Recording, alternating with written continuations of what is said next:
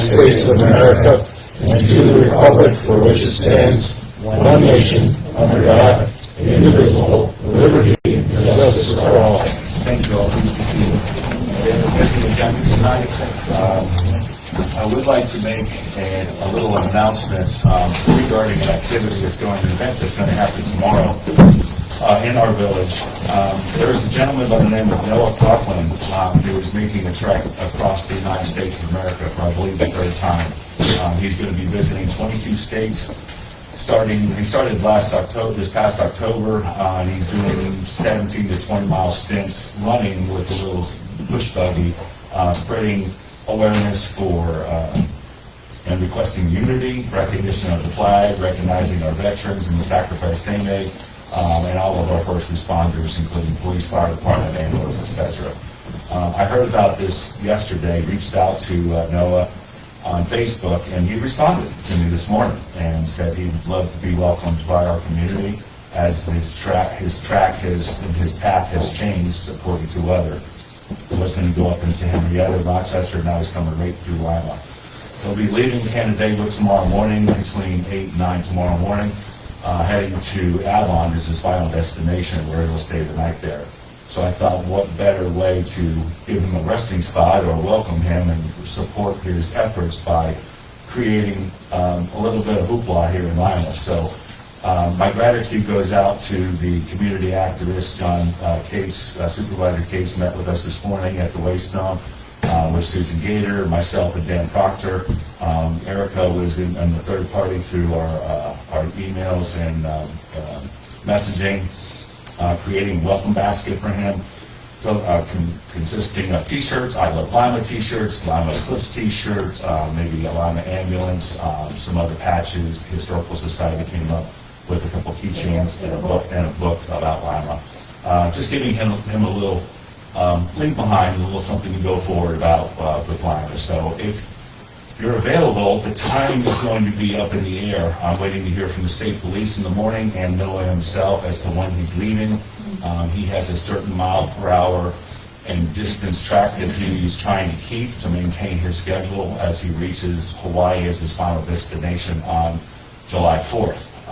So in supporting the 250th birthday of the country, flying the flag, he's asking a lot of people what the flag means to them.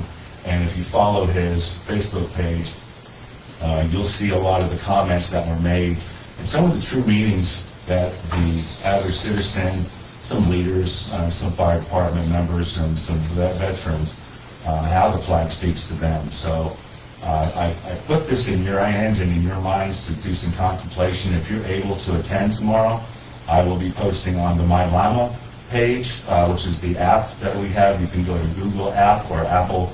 What is it? Apple Play, I think. Apple Play to download the My Lima app. We will have a immediate notification on that. There'll be my personal Facebook page and the any Lima Facebook page, Honey Hot Falls related Facebook pages. Susan Gator's been kind enough. She's going to put a little flyer together to announce the more expected ETA from when he will arrive. Police escort will bring him to Lima. The Milk and Honey Cafe has agreed to host this event. The Be Well in Lima is going to present their banner at the fire department. Hopefully, wind permitting, we'll have the canopy for Be Well in Lima and some giveaways supporting the Be Well, Move More, which he's moving across the country activity. So stay tuned, and for those of you out in 365 land, watch their replay, and we'll get some more information to you through social media and the My Lima app. That's pretty much it. So be prepared, and let's show them a big welcome.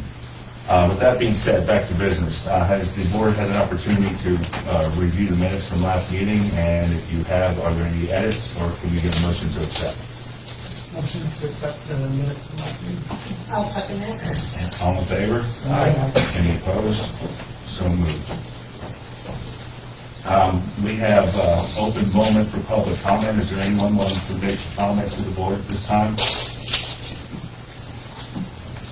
All reach out to you at the end of the meeting as well and give you a second opportunity if something comes to mind. At this time, we have a resident that is interested in joining our planning board. The village is responsible for replacing a vacancy that's on the planning board, and Miss Elaine Walker has accepted a letter of commitment to join the planning board and represent the village. And is Ms. Walker, do you have anything you wanted to comment on or present to the board? I don't have anything prepared, but I'm just happy to say that this is something that I've wanted to do for a very long time, and I'm especially excited about being involved in the updating the comprehensive plan. That's good. Well, we're happy to hear that you're coming on board and you have some experience in another community with planning board, so it's going to add value to you coming to us. That's super. So at this time, I'd like to ask for a motion to accept Ms. Walker to be on the planning board. I'll definitely make a motion to accept Elaine Walker to the planning board, and you can agree to. Second, please. Second. And all in favor? Aye. All opposed? So moved. Welcome. Department reports. I'm going to start with Chief Gary from the fire department, please. Hi, good evening. You have my monthly report submitted today. I'll just highlight a couple things. December was a pretty low month in terms of overall calls. We did have kind of a higher than normal number of actual fires, with a chimney fire, a stove fire in Plank Road, and a dishwasher fire in Rainbow, and then a couple of other outside vehicle fires. Upcoming events, there's really nothing to highlight there. I go over to miscellaneous on the back. During our November SCBA inspections, 10 of our air bottles were identified that needed replacement. We did get the 10 replacement bottles in. We were able to get some used bottles for pretty cheap. They only have 24 months left on them, but that should hopefully get us through the time period that we'll have those SCBAs.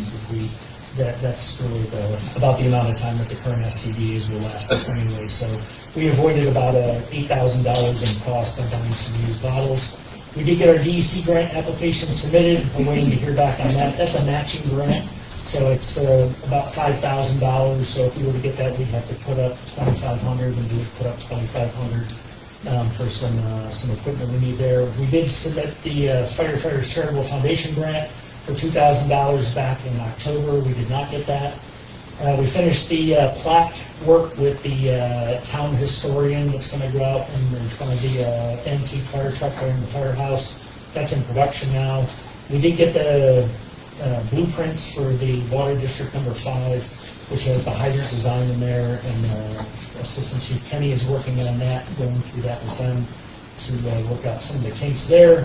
Still waiting to hear back from the regional safety manager at the NOCO plant about the final for the pre-incident plan there. And we are applying for the AFG FEMA grant again this year for SCBAs, and they recommended to us, because of the limited amount of funds that FEMA is providing, that we also use the New York State grant process to apply for the SCBAs also. So we're doing the exact same request, 2 different possible funding streams.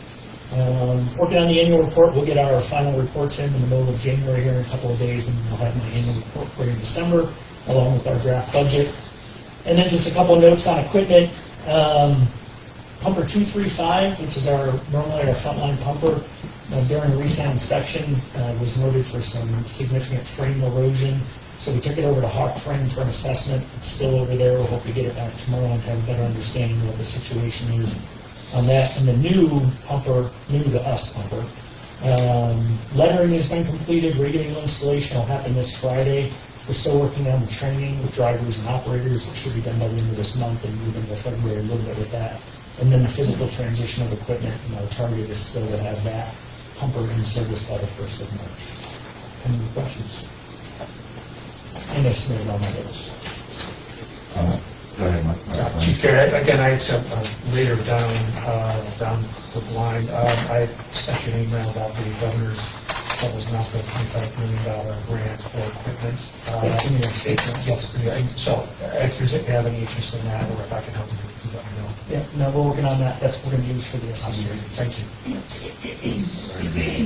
I don't have any other questions other than thank you for your continued dedication and service and your great reports. It's very helpful to understand what you're doing, when you're doing it, and how you're doing it. So thank you.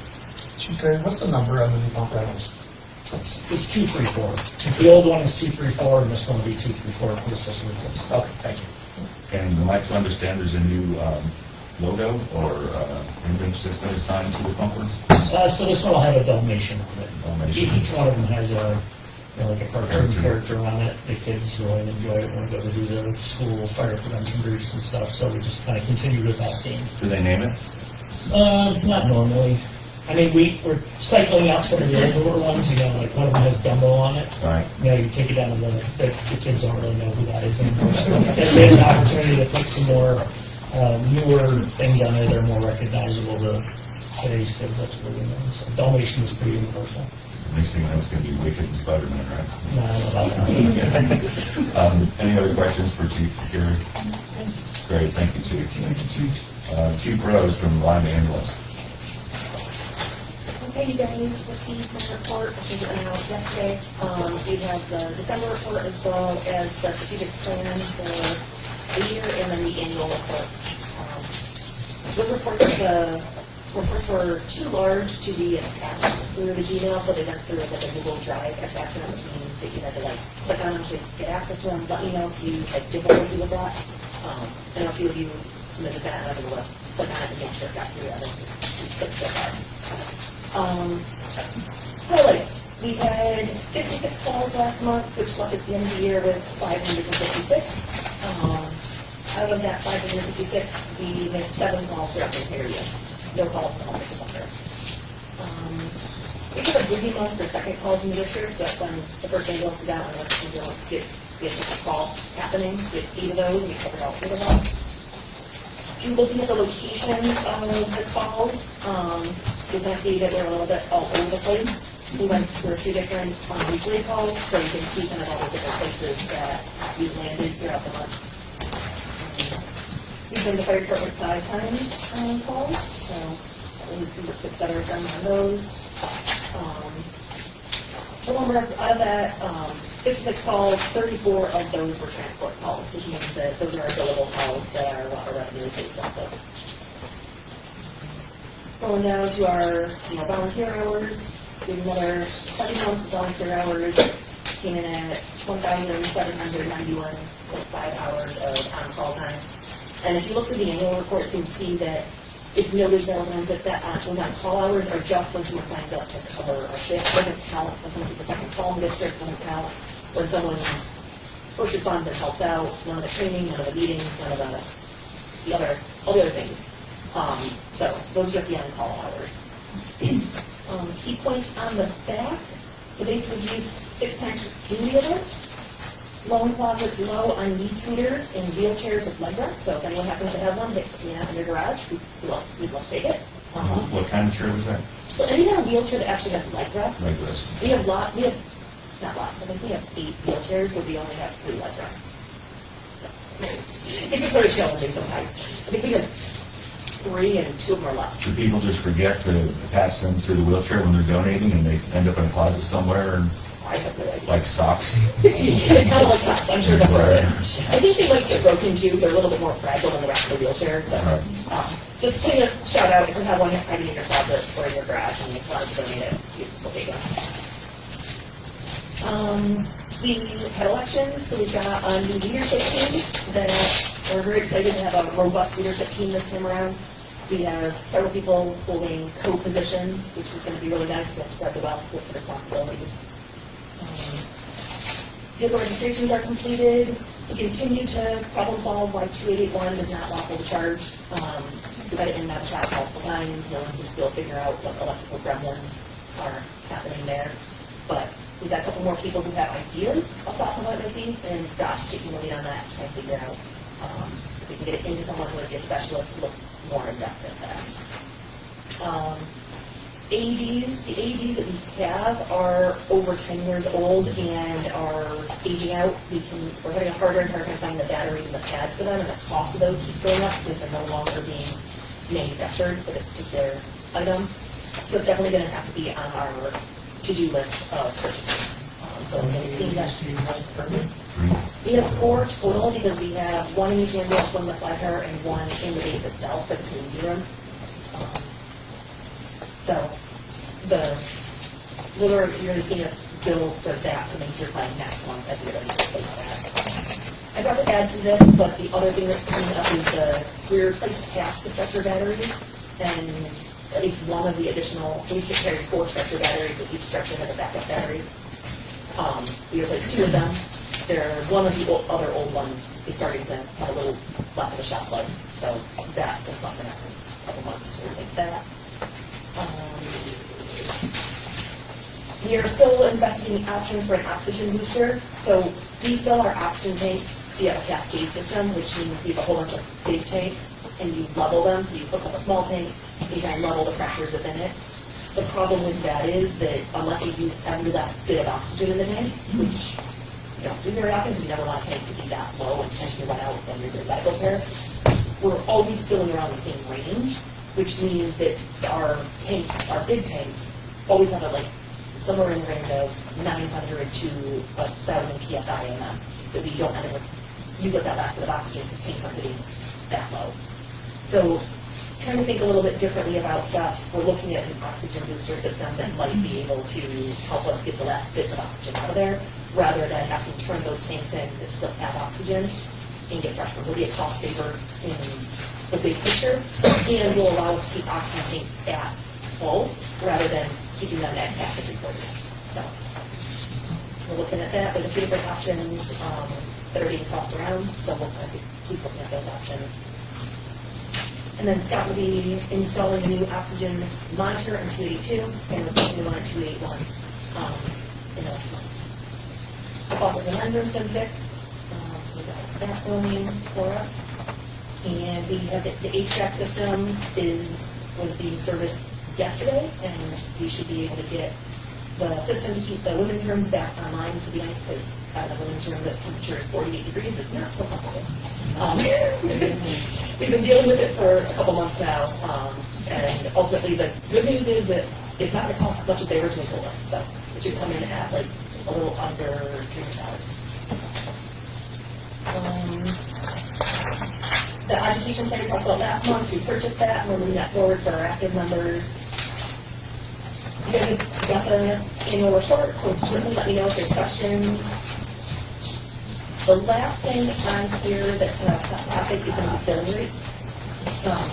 So I made a proposal to increase our billing rates. Each of those is going to go up about $100 from what our current rates are. We look at this every year. We typically go up about every 2 years. And we're coming in just under or just about what is the average local rate that's supplied to us from FedEx. So we have a little room to wiggle in there. And so I think it's the right time frame to make an increase in those rates. It still doesn't mean we're going to get that much. You have to recognize how insurance companies work. And insurance companies there's contractual changes, and so I don't know if you ever look at your hospital bills or other medical bills, you'll see the hospital leave and go, oh, this procedure costs $2,000, and then the insurance company's like, I'm going to pay $50. And some insurances eat that cost, and then you don't get paid for it, and other insurances are like, oh, pass that on to the consumer. In EMS, the cost is not typically passed on to the consumer, but what we actually get back is not always what we bill. So it's a little bit of a imbalance there. There's nothing we can really do about it, but there are, we have better luck with some insurances than others. We can't handpick our patients, so we never know what we're going to get. In the annual report, you can see a breakdown of different types of insurance, which gives you a little bit of understanding about where we're getting our money from that you're on the ambulance. So I'd like to move forward if you guys are open to it with making some adjustments to our rates. And the only other thing to have note on there is the only time all of our bills are specific to transport, which means we're only billing when the patient is transported to the hospital, with the exception of MDA treatment release. We do that one slightly differently because your medical insurance typically will not cover when we go out, we check you over, and you decide you don't want to go to the hospital, the insurance company will pass that total cost to the resident, and we've opted to not do that because we don't discourage people from calling 911. Like, that's not our goal. We want people to be taken care of, and we don't want someone to have a bigger problem because they don't call us. But on the MBA side, that is billed through the car insurance, and so the cost is not then provided to the resident to pay out of pocket. So that is why that one's on there as a release or refusal, which is different. All our other refusals, we don't bill on. And Chief, just to clarify, the MVA is multi-vehicle accident, which has been altered to multi-vehicle incidents? Motor vehicle, yeah, motor vehicle. And Motor vehicle collision, motor vehicle accident. Right, just because accident. Yes, sometimes, yeah. So I interchange those when I shouldn't. It's supposed to be collision, not. I just thought I'd throw that out there for clarification. A lot of abbreviations can be confusing. Thank you for that. I'd like to point out that the AEDs that are going to be replaced are going to be compatible with future type of equipment. So can you expand on that, Chief, a little bit? Yeah, so we always make really conscientious decisions when we're purchasing new equipment. We're thinking about if we're buying this, what's going to be the best for us going forward. We're looking at the cost of, there's all different AEDs out there. So you can buy a really expensive AED that also has really expensive pads and batteries, or you can buy a AED that has less, that the replacement is easier, or the time, like some pads last longer than others, so replacement time frames and stuff. The other factor that we're taking into account is thinking about where we're going to be 5 or 10 years from now, knowing that we can generally get that much longevity out of these, potentially 15 years depending on the company, and seeing if we can have AEDs that will work with other systems that we think are coming down the road.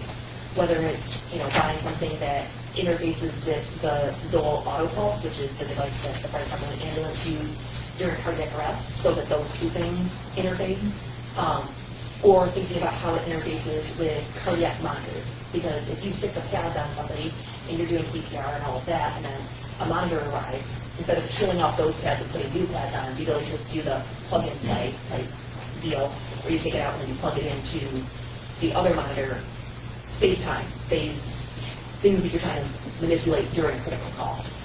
So we're taking all those things into consideration when we're considering these purchases, so that we can make sure we make the best option for us. The differences of cost with the AEDs, like what's the range you guys are looking at, We're looking at around $1,800 a piece. There's a little variability to that, and like I said, we're trying to look at all the different components and make sure we're picking the best thing, not just in. We don't want to pick the cheapest thing that's going to cost us stuff in the long term, but we don't want to pick the most expensive thing. We don't want to the newest thing on the market either, because you kind of want to have something that's been around, have a little longevity in a company that's you can trust. And then question, just looking at the billing rate information, there's a wide range of prices for all that stuff. Yeah. Where was the net that you cast for So that? NetX, our billing company, casts that net, and that is throughout the Monroe-Livingston region. So it is very wide. It's impressive when you look at those that span. I think one thing to consider is some of those are the BLSFRs, so some of the first responder units have slightly different rates in there. And then, maybe I misspoke. I'm not sure. It might even gone beyond Melrose, now that I'm thinking about it. It comes through us anonymously. They don't tell us which agencies are billing at which rate. It just has everybody categorized. There's a number with each one. I'm going to guess it actually goes beyond Melrose because of the fact it's 2 pages long, and while there are a lot of agencies, I don't know that there's that many just within the ones. Yeah, I was going to point out as well, there's some significantly higher rates. Because they're capitated, which means, again, Medicare and Medicaid will usually pay the least regardless of bill versus what private pay insurance does. Is there any advantage to going even higher on these, understanding that the return on investment or the return on the billing would be slightly higher for private pay? My concern with going too high is that we do have people within the Lima community who are private pay, who have no insurance. Right.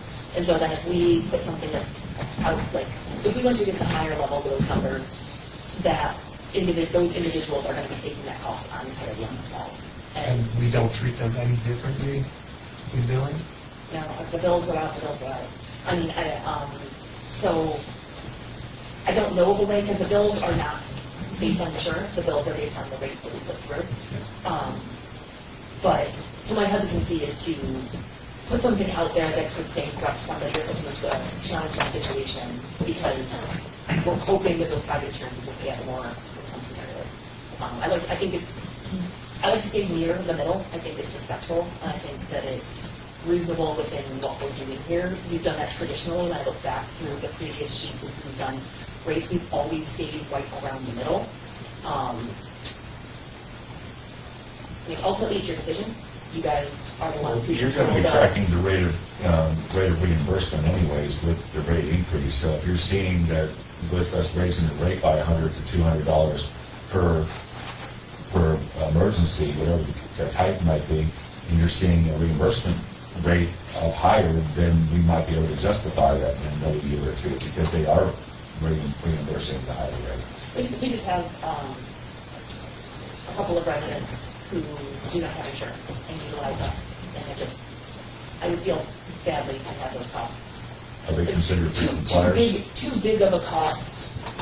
The money, and it feels greedy, and I don't want to necessarily do something that feels greedy if we hurt a couple of residents. For the sake of maybe getting something more from the residents. But we can reevaluate the year. Can I just share an example of the crowds that we know? So like specialty transport is, the range is 600 to 4,500. Well, specialty transport is probably its own little category, because there's a lot of, that's got some things that we can't do.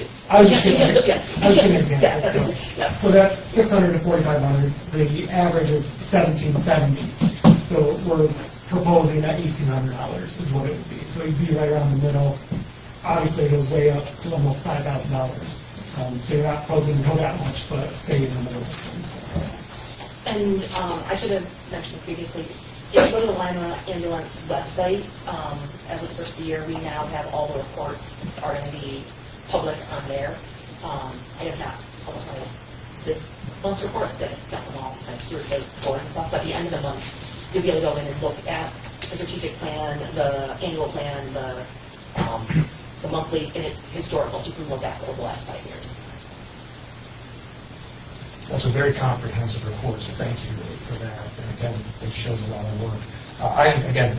We have spoken before about raising the rates to a reasonable level.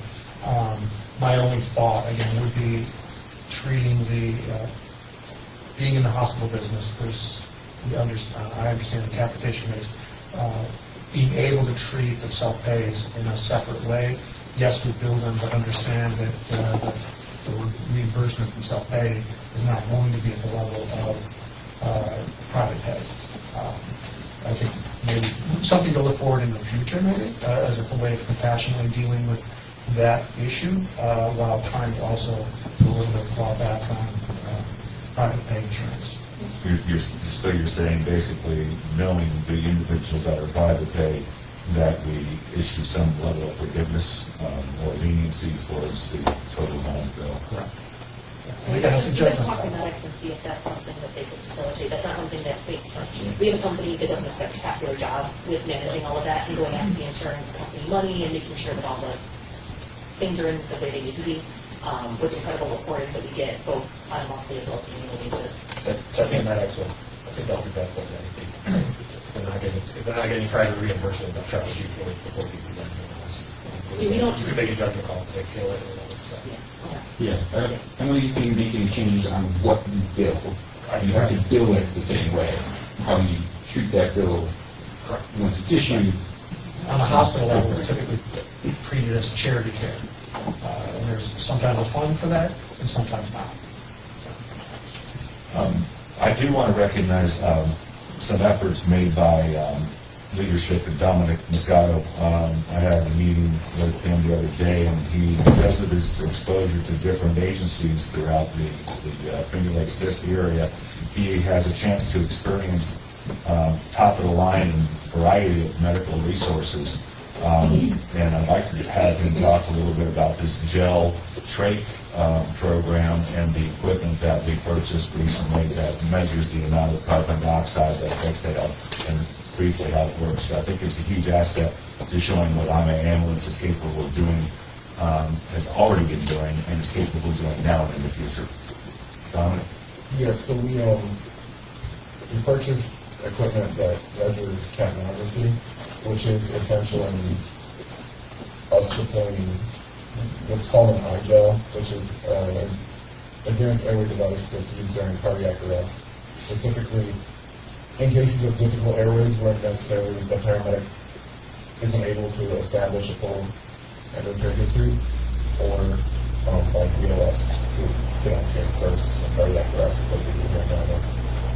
So they've been around for a while, but they've slowly trickled their way into the neural living region and are waiting for regional level approval. But it's really just another tool that helps us provide better care for anyone who's critical calls. Well, we're grateful for your bringing that to Lima, because I think it's going to be a great asset moving forward to create better care services for our residents in need. So, thank you. That's just a great demonstration of what you're capable of doing, what Lima's already doing. So, Can I say something about Meg Rose? yeah. Rarely do you find someone who has people skills and administrative skills, so you are a blessing. We appreciate it.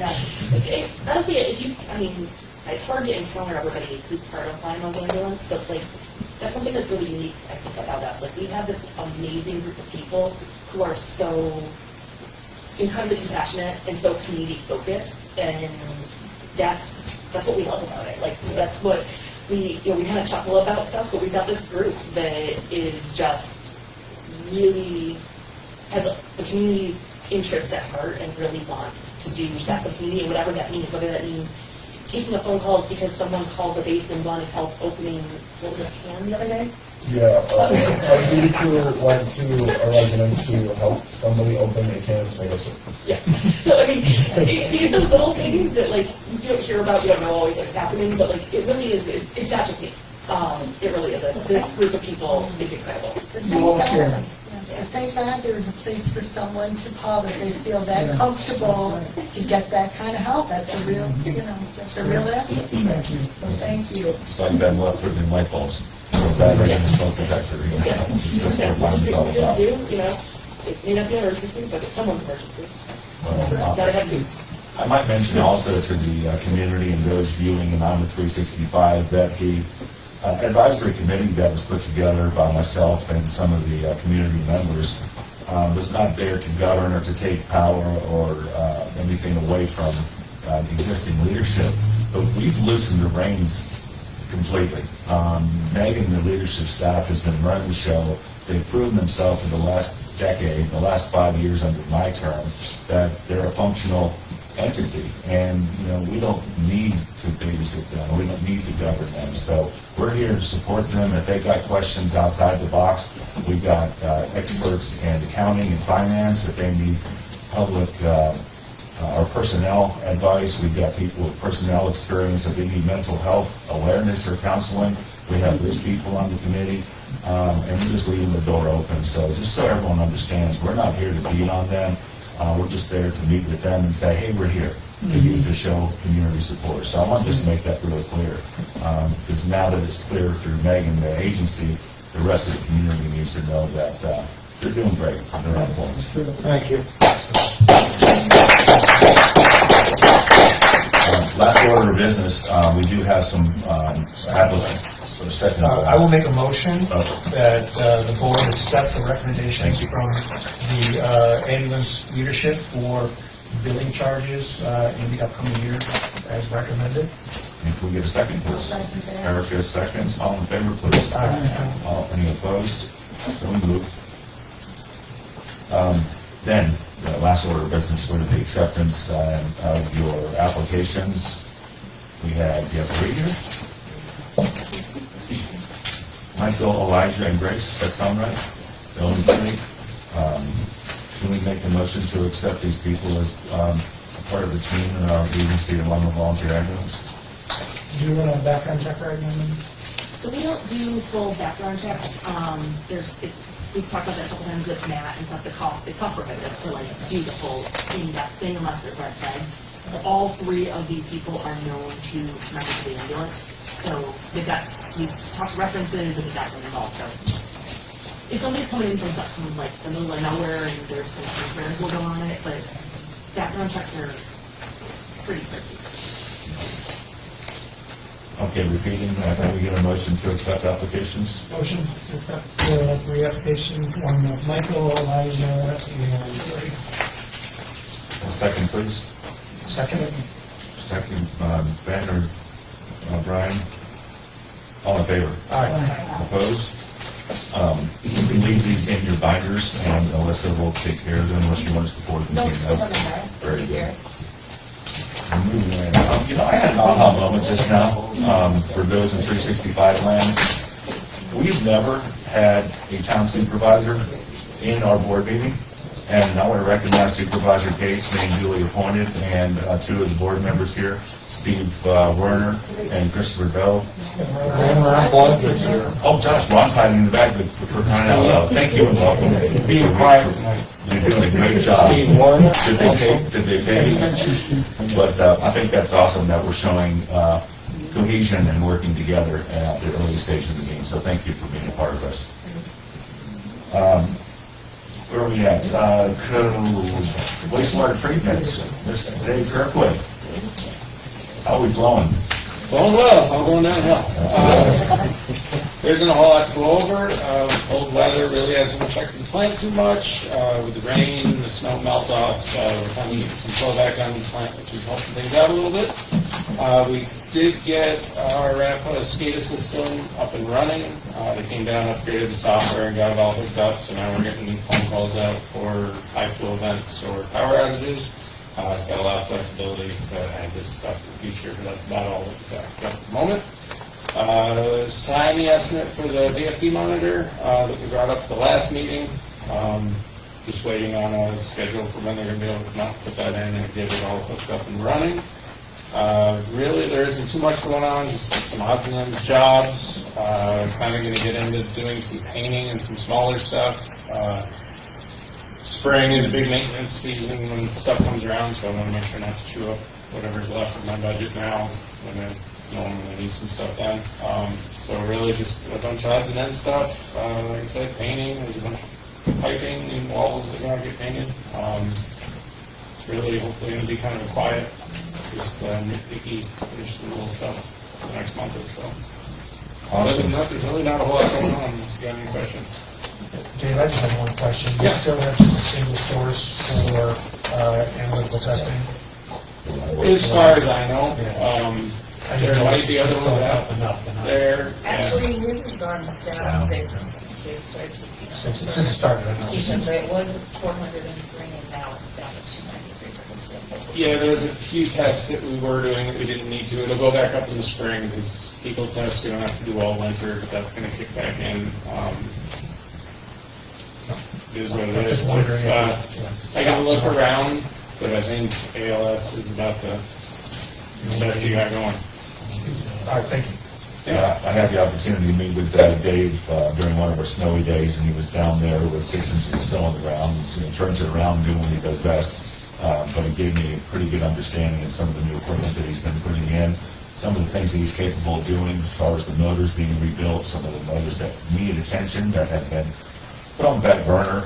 So preventative maintenance moving forward is going to be key for him to help us with our budget line items moving along. And just we're really grateful for him paying attention to a lot of the details that have been overlooked. So thank you for doing what you're doing. Thank you for coming down. Charlie, code enforcement, please.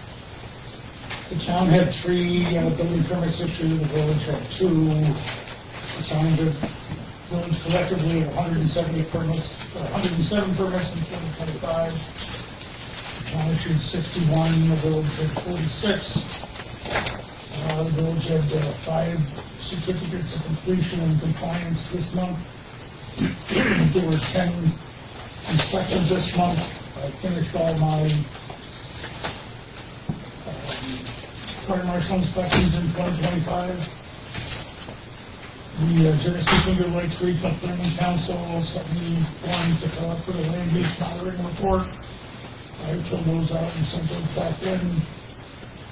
Village complaints, concerns. December 16th, 10 a.m. I received a call from Genesee County Child Protective Services asking me to meet them at 1671 Lot 9, Rochester Street, Jimmy Gambler's Trailer Park. They were making a visit to a home for a complaint about non-working fire furnace, no water in the home, roof was letting in the elements and other issues. I went to the home with the Livingston County CPS people, and they had a sheriff come because they were told dogs were in the house. I took pictures of the inside of the home and wrote up a 6-page report on code violations in this home for the CPS people.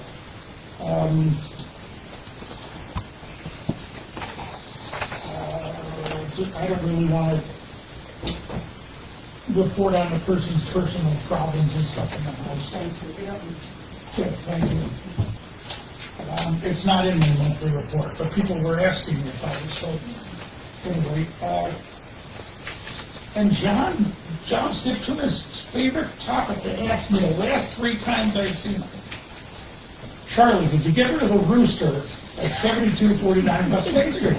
These people bought, you can have, how many, does everybody know you can have 6 chickens at your house? Well, when you buy them, they're this little. And then they get bigger, and oh my goodness, this woman had 5 beautiful egg-laying hens and a rooster. And the neighbors found out she had a rooster because they kept waking them up. So that was a fun day that John and I had when that phone call came in. So he's asking me, how's that? I'm like, we got other problems. We're getting rid of the rooster. But the wife the rooster was so cute, she didn't want to get rid of it. I was like, I don't want to wake up. So we got rid of the rooster. We got rid of the husband. Okay, somebody's not fucking over there, so maybe it was nothing came in for the planning and zoning board. I did have a survey map for Wayne Childs to sign off on. I had him come in. He told me that his work has been extremely busy. They travel. They send him all over the United States, and that's why it's been hard for him to come in and sign off anything for the planning board. And this year, he's not going to have to travel as much, so that'll be good for surveyors that divide land up and residents that want to divide land up and sell it. They'll be able to get them signed off on quicker. The 2 houses, I've reached out to the contractor that bought the 2 houses on College Street, that he's finishing up some other houses, and he's going to work on one that's up at the top of the hill near Jerry Warsaw's house, if everybody knows where that is. You can see the lift out there. He's had it there since last year. I already said the fire marshal, inspections were done for 25, and then starting the multifamily fire marshals here now in 2026. Does anyone found?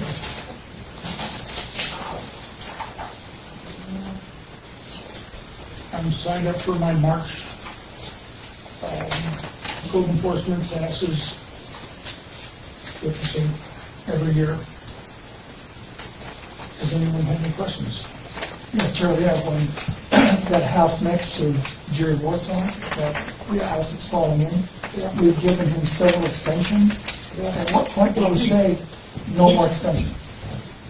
Well, according to New York State, you can charge the person for a new permit. So he just comes in and pays for the permit. I mean, he wants to, that house is going to take the house, the wooden part, completely out, and the foundation, and put a new foundation in the house. But he's working on other houses. I think there's some prohibition about parking in the front yard. He's parking industrial equipment, in a residential area in the front yard. If I parked my vehicle, my car in the front yard, I would be in violation.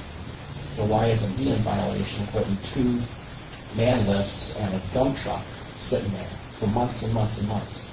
I think he either gets going on or he's got to take that equipment out of there for code. Yeah, well, it's worthy looking into, see if there's any. I'll contact him about that. Thank you, John. Thanks for the mention, John. Any other questions for Charlie at this time? Thank you for your service, Charlie, we appreciate it. Yes, we do. Thank you, Charlie. Moving along, we have a DPW update with Ben Left, please. Yep, just a few things to go over.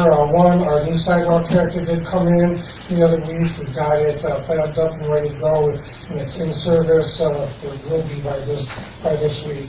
So that's set and ready to go.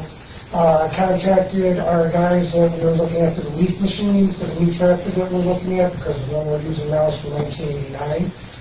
It still works, it runs, it does what it has to do, but it's difficult to maneuver through the village. I think we're almost 47 feet from nose to toes with it by the time we hooked it up. So backing into people's driveways with that it's cumbersome, but we can do it. But it's running so far so good, but we're going to be looking at getting a new one this year. I plan on going out and test driving a couple of the tractors to make sure that the gear and the shifting that we go through is going to be slow enough for us to pick up leaves, and then the travel speed works with the people as we're picking things up. So I'll be working on that. We plan on purchasing this with our CHIPS funds. I met with New York State back in November, talked to DOT about the CHIPS funding with it, and it's something that we can use, so it's not going to be anything affecting our general fund, but the taxes coming out of that is going to be used through the CHIPS fund, which we still will have enough money to do our roads with as we're planning it out. So that's that. I'm also getting prices to replace our snow pusher. The snow pusher is what we use to clean up downtown when the snow comes. It goes on the front of the backhoe. It gets chained in there, and I can use and move large amounts of snow with it coming through. We bought that snow pusher when Joe was here, probably my second year here or so, so it's over 25 years old. It served its life for what we had to do. It's a heavier piece of equipment because back then when they made things for real back then. So the snow pusher now will be a little bit lighter, it'll be easier on the backhoe. They run about $6,000, so it's not like it's a major purchase for what it is. But if we are able to budget-wise, as I'm looking through where we're ending up with the snow season, if we can get it, I'd like to try to get one and get it situated, so replacing an old 25-year-old piece of equipment. And the last thing I got is we went around here and we're going to continue to post some notices on people's cars that are parking out there while we're trying to snowplow and move around. We put about 7 or 8 of them out today on cars that have been out there, and we've got probably another 7 or 8 to go, but the people weren't home. They park out on the streets overnight, and of course they leave during the day, which is great. However, when we're plowing at 4 in the morning and we're maneuvering around everybody and backing up and trying to push the snow so you guys can get to work, it just makes it harder for us because when we're out, that's when the roads are the worst. Right? So we go around the corner, we're actually sliding a little bit till the ice we get it off, and if there's a vehicle there, it's just a chance for something to happen. So those are the reasons we try to get the cars out of the way so we can clear everything, get the pavement down black so you guys can go ahead and plow your business. So we handed out a bunch today. We're going to hand out some more tomorrow because we're getting a couple inches of snow Wednesday and Thursday. So, snow hit us early, November and December, so we didn't get on it like we usually try to hit it. So people got accustomed to the past couple months of being out there. We still got winter. Winter's still here, right? This is January. We're going to get snow all the way through March most likely. So we don't want to go the next 6, 7, 8 weeks maneuvering around the same cars all the time. So we're going to put some more notices out just to let people know, please help us out with it. But other than that, that's all I've got. If people have any questions. Ben, will the snow pusher go out to bid, or has it already been bought? It has not been bought. I contacted some people that have some stuff with like ProTech, made those snow pushers coming through. So I have talked to a couple companies, just getting some bids and starting it, and then from there, it let me know how much I have in the budget to start looking for. Because I didn't know how much a snow pusher actually costs, because it's been 25 years since we bought one. So try to get some ballpark figures, and then, it's just, I'll reach out to a couple people, and then I'll get my 3 quotes. What is that about? Is that a 10 or a 12 footer? It's a 12 footer. I think it's a 12-foot snow pusher. I don't think I'm pretty sure it's 12 coming through. It might be 10. I'd have to measure it off, because the one that we were looking at before that they gave the first quote was exactly what the width of the garage doors was. And I said, no, because I don't want it so tight, I can't get it in the shop to work on it. You know what I mean? So we're going to replace exactly what we have and go from there with it. And I'm just curious what the digging is, just into Monroe County, the pump house there? Yep, that's the gas company.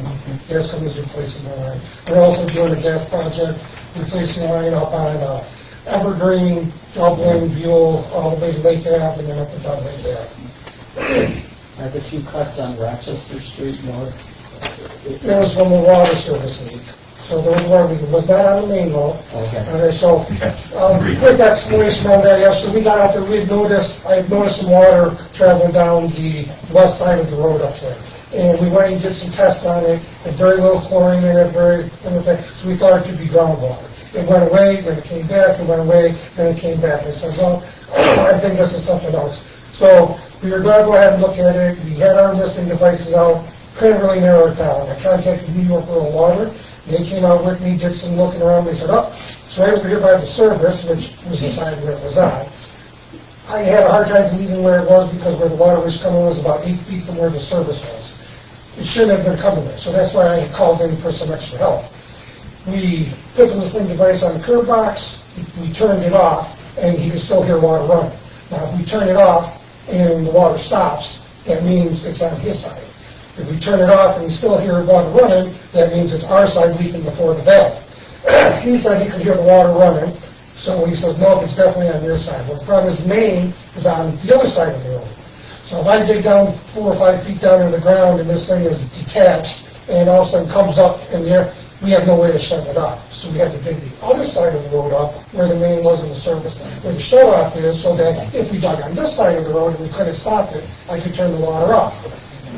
So we dug up to one side, found the service, got everything ready, so if bad news came, we could handle it. Went to this side of the house, dug it up, dug down the curb box, and no water. What the heck here? So we dug a little bit farther back, it ended up being about 4 feet on the homeowner's side, coming around where they had a union put in, and the union had split, and that's where it's leaking. The reason why the guy could hear so much water is there'd been so much water running, it was all groundwater coming back. Well, we got that close to it, instead of turning around to the homeowner and say, hey, call somebody, it's your problem, we just continued to fix it. It didn't take much of us, so we dug the extra 4 feet out, we replaced it, whipped in there, and put it back together again. But it was one of those things that on the main road going back and forth, it wasn't a fun thing to be doing with all the traffic and confined space. But we did get it done, we got it set for the homeowner, and we got the water problem fixed. And that's what you do. All the time. We're grateful for you, Ben. Not just me, crews there too. I got to stay out of the hole most of the time. Not all of it, but most of the time. Did Dave get to have fun? Did Dave get to have fun too? Yep, he was over there. So sewer and water. Good teamwork. Takes a good leader to build a good team. Thank you very much for the tear off on the gazebos at the park. That was going to be a community effort, but the fact you guys got it done is outstanding. As it turned out, we had a nice day, so we took the crew down and worked on it. I contacted Steve. Steve gave me some good advice on how far we had to go and what to work with. And between the communications with him, what we were doing, we tried to help out. And as of tonight, I've got the one gazebo completely treated, the boards and everything, and we'll start on the big one this weekend. Do you use that cabinet treatment that you were talking about, Steve? We already had, Brian got 2 gallons earlier this year. I'm working with that first. Nice. We were originally hoping to salvage, but the shapes were too far gone. Yeah.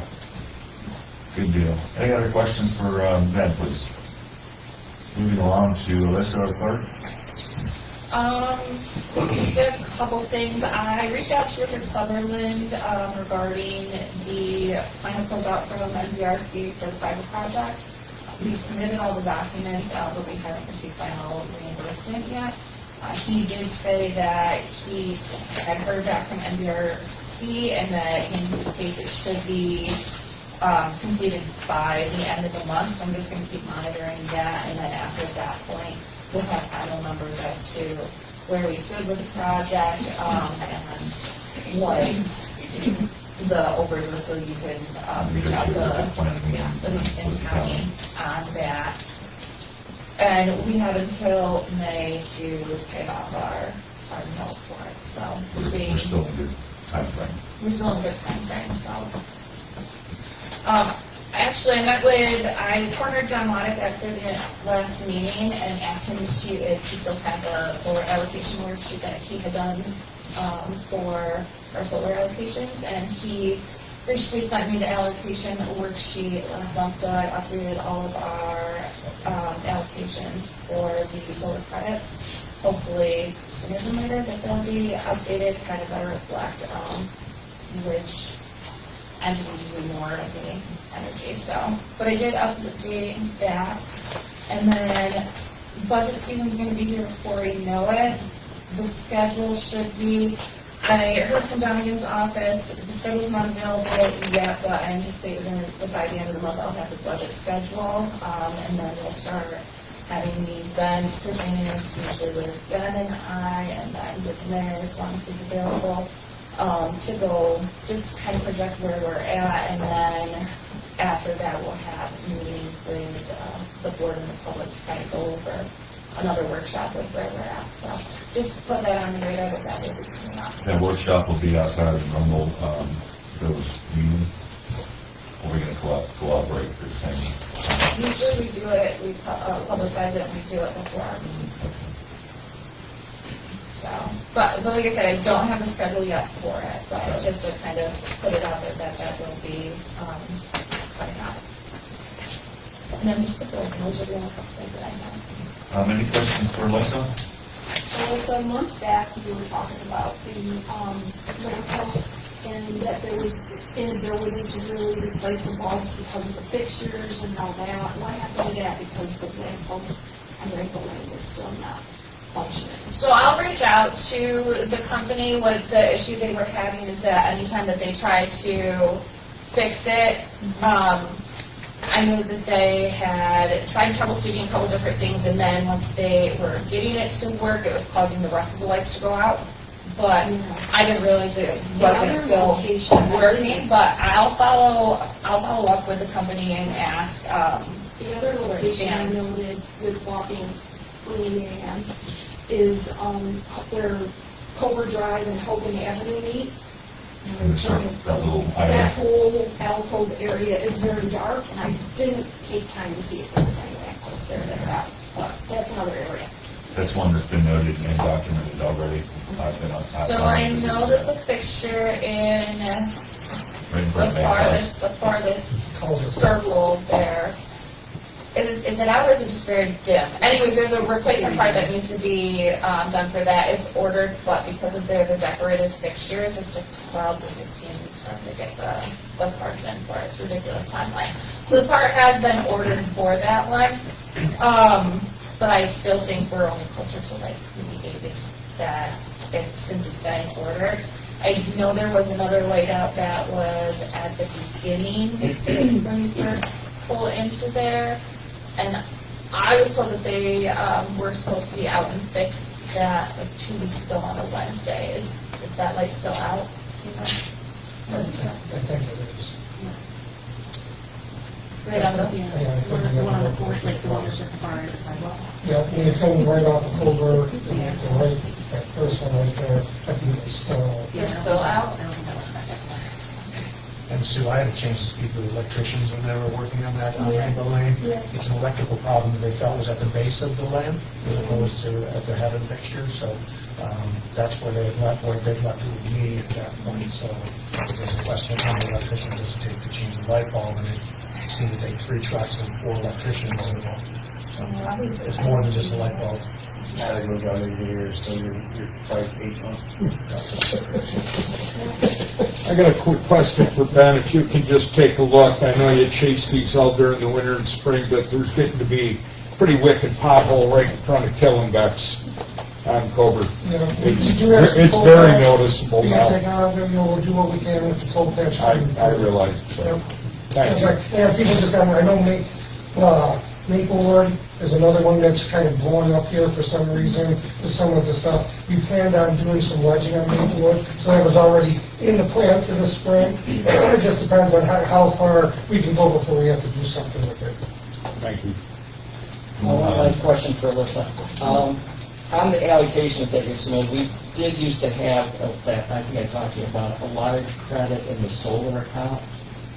Remember when we switched over our lighting fixtures, they had a new account, and instead of putting them somewhere, they just flooded that whole account with like 10, 15 grand. I don't know if we could get that out and put it into other accounts. So I think we can, I'll send something out, to see if I could distribute it to the couple accounts, between the water, I'm assuming, they're the highest, the water, sewer, and the ambulance are, have most of the cars, because they're the highest, users, to see if I can spread it out, to those three.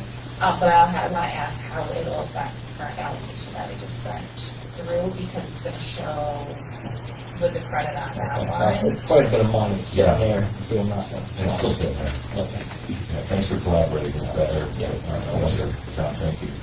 Also, I mentioned to Lima Ambulance, when I leave in the morning, it's typically dark this time of year, and someone has been being very responsible in keeping the lights off in the day. That building eats up a lot of electricity, and some simple things, turning out the lights makes a difference. So thanks for whoever's doing that. I know the new LED upgrades that we're getting through National Grid will have motion sensors on them, so it'll help eliminate wasteful use just by lights going out by themselves. So anyways, thank you in the interim. The light is supposed to be on 24/7 in the day, the Dallas is working. Oh, well, there we go. Well, thank you, Dallas. So you can't take all the credit for it. You could have taken all the credit for it. Just being honest, like, I mean, we were trying to do a better job of turning off the rest of the lights, but the light doesn't work, so it's just working there.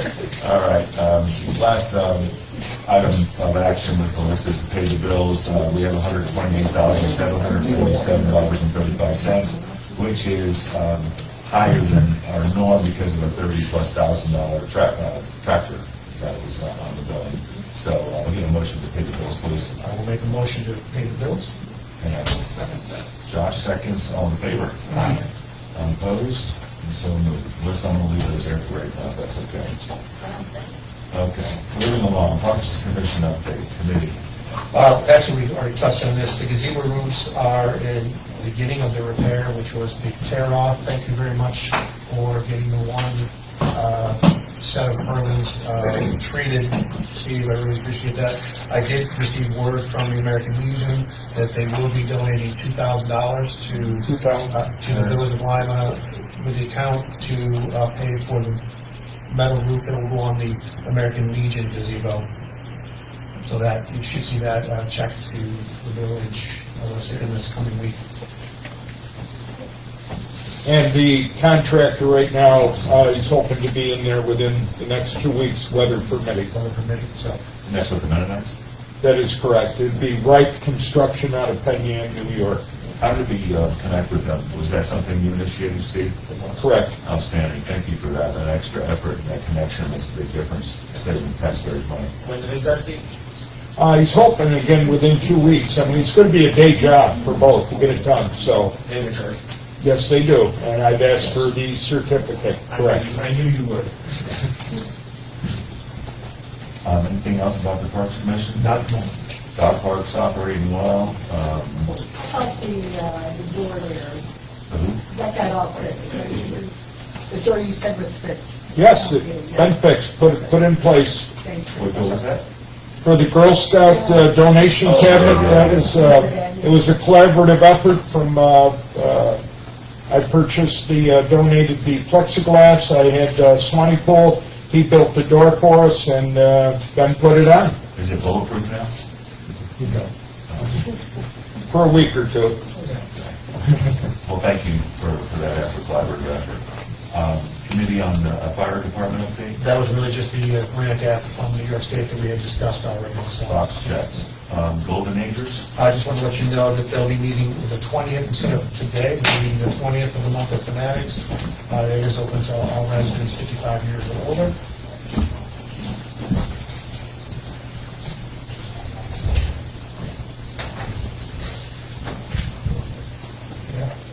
You said noon at Fanatics? Noon at Fanatics, yes.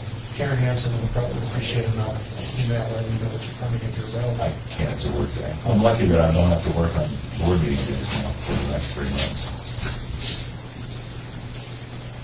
That's a blessing.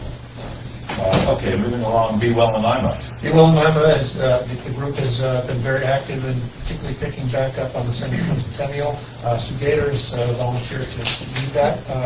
We've had several very good or open conversations on social media about the planting of the Liberty Tree. I was just speaking with Supervisor Case as an arborist. We'll get together and talk about that. A time capsule been suggested, and a food drive as part of the community picnic on the, as also one of the ideas. There are a number of other items that we're talking about, but those are the ones that I'm aware of are moving forward at this point.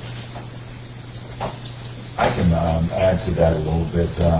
Susan was kind enough to initiate a pre-meeting to the Be Well in Lima, which is the 250 initiative. There was a lot of great ideas with respect to a car cruise, an art project. If you guys remember when we had the mural event, the community students painted an 18 by 18 canvas picture. They had a theme that they painted, and they were put in the front windows of all the downtown businesses. We're trying to create something like that again, where we engage the kids in the community, and that would also help engage, maybe do a scavenger hunt where each one of the pictures is numbered, and they had to write the location and where the picture is to bring people that might be attending on the 4th events to the downtown district to grab a bite, to go shopping, etc. So they can pick up the scavenger hunt form at the park or online beforehand, and then force them to come down, or encourage them to come down with enthusiasm to finish the form and submit it for a prize. The other thing was there was question about fireworks versus drones and silencing fireworks. I did look into, with Dan Proctor, Dan looked into one company in New Hampshire. I looked at another one out of Brooklyn. I got a follow-up call with the gentleman from Brooklyn. There's a significant amount of space that's required to launch these things. They have to have so many square meters per drone for clearance that has to be stone-free and dust-free, which would be a little bit of a challenge. But the main thing is the cost. The cost per hundred is what they charge, and it's a significant fee. In order to have a identifiable image in the sky, you need about 1,000 drones to get some contrast in the sky with the lights and the movement, etc. At least that's what they're selling me. Well, I'm trying to sell Lima to them. I'm not willing to pay $40,000 for a drone show, but to maybe complement the fireworks with drones. So I'm telling them, Livingston County and Monroe has not really seen drones before for any kind of major event. And for them to showcase their services in Lima, why not? Give me a 10, 15-minute display, give me 500 drones, we'll take them off at the community college parking lot, or maybe it's a football field, I don't know, someplace, we get creative. So I'm having a conversation with the president of the company on Friday, and just to find out, get some answers. I did speak with Young Explosives back about 5 years ago, before I took on the responsibility of putting on the 4th of July, which Mike Falk gladly released me to do. I brought in kids games that were interactive with sack races and three-legged races, balloon tosses, kickball games. We had glow-in-the-dark strips by the Crossroads Committee. We brought Dan Proctor in to do the PA system and to sing and to do different events. The Eclipse event, we had some artisan craft vendors there, and we're going to have Erica collaborate with her tree lighting event to bring more craft vendors there as well. But when I talked about the fireworks to Young Explosives, we used to have them in a linear fashion all up and down the grassy area towards the south part of Tubbs Park, and they had ground effects and flags and different sparkly stuff that was on the ground. For me, even being 6'4", it was hard for me to really appreciate and see them. So when we took those out and we moved fireworks to the east in the field, that actually has a little higher elevation. So I thought, out of respect for some of the animals and some vets that have PTSD, we could bring some of the ground effects back in. I think it would be cool to put a 250 banner or flag, which is what I requested from Young. They're trying to see if they can create it. Maybe a flag with 13 stars and a flag with 50 stars to show the transition of 250 years. He said that the 13 stars might be hard to depict because of the type of technology that's necessary and the size of the flags. They actually still have a flag, which is kind of cool. So that's going to come back. But that will lessen some of the intense concussions. We'll still have the beautiful fireworks display, but maybe not so many of the loud booms that cause the animals and some of the wildlife and some of the humans that may be sensitive to that. So I hear the community, we're responding to it, and we're still going to have a great show. Can I just make a comment on that? Sure. Because I know that conversation sparked a lot of negative comments. It was really just to do just what you've done. So I'm very grateful that you did follow through and just see what other options there are. And to also be mindful of people that do suffer from post-traumatic stress disorder. It's not a fun experience. I know we have veterans that live on Parkside Place. I see how the animals respond. I could do a whole research about talking about it. So I'm just grateful that we're just exploring other options. My intention was never to say we don't have fireworks, but that we please just look at something different for the community to be more respectful and, so we all can enjoy it in the holidays. Sure, and we'll do most people know that live here, that is the time of the event when we will do a public service announcement, courtesy on the Sentinel, when I do the acceptance report before, 2 weeks before and the week of. It'll actually be 3 weeks before because the 4th of July falls on Saturday this year, so we want to give them 2 weeks notice ahead of time. So we'll let them know and to be prepared as best we can. So I'm researching and we'll figure out what we can do, but we're going to have a wonderful display. We'll go into more details. Anybody that's interested in joining the Sentinel, not Sentinel, the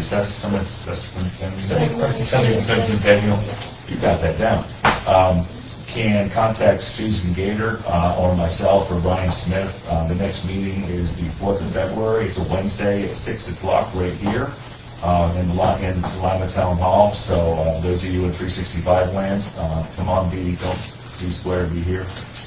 And do you have any comments, Susan? Since you're leading one that? of the things that looks like it's a great possibility going to happen because Rotary Club is willing to help pay by a loan return back, and that is selling the 250 flags, trying to find a reasonable cost, something that we can sell to the community for them to proudly post in their front yards. And so this is something that we want to do fairly soon so that we have that ability to have that for up through till July 4th. So that is one of the things up and running. And then we do plan on, Amy Crawford is really involved in trying to help us with various age category type of American 50 design contest. Well, I happened to find online, and I don't have it in front of me, there's a specific website that is part of a commission for 250 years that is vitally helpful. You've already looked in it, but there's also about various things that we probably will welcome and talk about February 4th to include. Dan Proctor has exceptionally helped with this one idea, and that is having American military outside movies at Mark Tubbs Park. He has all the equipment for that. Let's see, every 25 years, highlight of USA display is the town historian is taking that over. She is going to find those highlights and probably post them at various businesses in village, actually, of Lima. We need an organizer for the park cruise. We're still talking about where we're going to have it, but in reality, we really need somebody that can be a part of that without it being me. Light show, light factors walk. Anybody have that capability of having, that has tech,